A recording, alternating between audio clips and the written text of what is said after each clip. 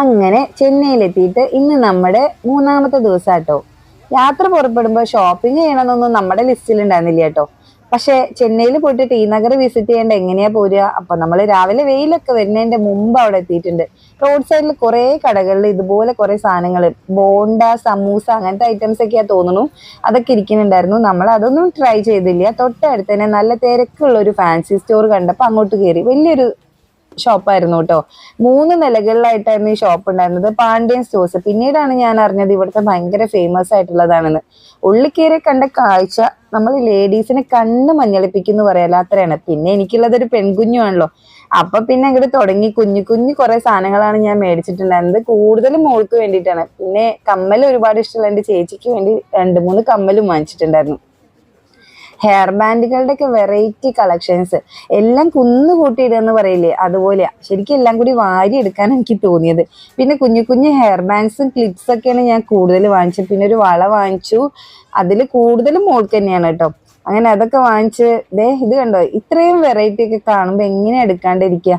അപ്പൊ 1-2 ഇങ്ങനത്തെ hair clips ഒക്കെ മേടിച്ചിട്ടുണ്ടായിരുന്നു. പിന്നെ പൊട്ട്, കമ്മല്, അങ്ങനെ ലേഡീസിന് വേണ്ട ഉപ്പ് മുതൽ കർപ്പൂരം എന്ന് പറയുന്ന അത്രയും സാധനങ്ങൾ ഇവിടെ കിട്ടും കേട്ടോ.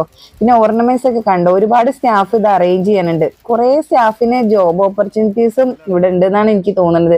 കാരണം അത്രയും പേരുണ്ടായിരുന്നു. പിന്നെ അവിടെ നിന്ന് ഇറങ്ങി നമ്മൾ തൊട്ടടുത്ത് തന്നെ പണ്ട് മുതൽ നമ്മൾ കേൾക്കുന്ന ശരവണ സ്റ്റോഴ്സ് ഇല്ലേ, അവിടേക്കാണ് കേട്ടോ പോണത്. ഞാൻ കുറച്ച് വീഡിയോസിലൊക്കെ കണ്ടിട്ടുണ്ട് ഇവിടെ എല്ലാ സാധനങ്ങളും കിട്ടുന്നത്. അങ്ങനെ നമ്മൾ അവിടെ എത്തി. ഇത് 5 നിലയായിട്ടാണ് ഈ സ്റ്റോർ ഉള്ളത്.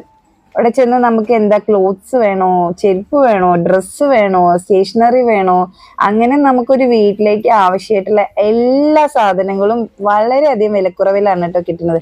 ഈ ക്യൂട്ടായിട്ടുള്ള കുറേ സാധനങ്ങൾ ഉണ്ടായിരുന്നു. അതൊക്കെയാണ് ഞാൻ എടുത്തു വെക്കുന്നത്. പിന്നെ പാത്രങ്ങളൊന്നും നമുക്ക് അവിടെ നിന്ന് ഇങ്ങോട്ട് വാങ്ങിച്ചിട്ട് വരാനുള്ള സിറ്റുവേഷൻ ഇല്ലാത്തതുകൊണ്ട് നമ്മൾ തൽക്കാലം ഇതൊക്കെ കണ്ട് ഞാൻ നടന്നു.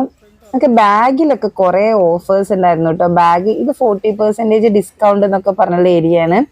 അവിടെ നിന്നൊന്നും നമ്മളൊന്നും വാങ്ങിച്ചിട്ടുണ്ടായിരുന്നില്ല. നമുക്കൊരു ബാഗ് അത്യാവശ്യം ഉണ്ടായിരുന്നു. അപ്പൊ ആ സെക്ഷനിലൊന്ന് പോയി നോക്കിയപ്പോൾ 40% ഓഫറിൽ നമുക്ക് അത്യാവശ്യം നല്ലൊരു മെറ്റീരിയൽ ഉള്ള ഒരു ബാഗാണ് കേട്ടോ മേടിച്ചത്.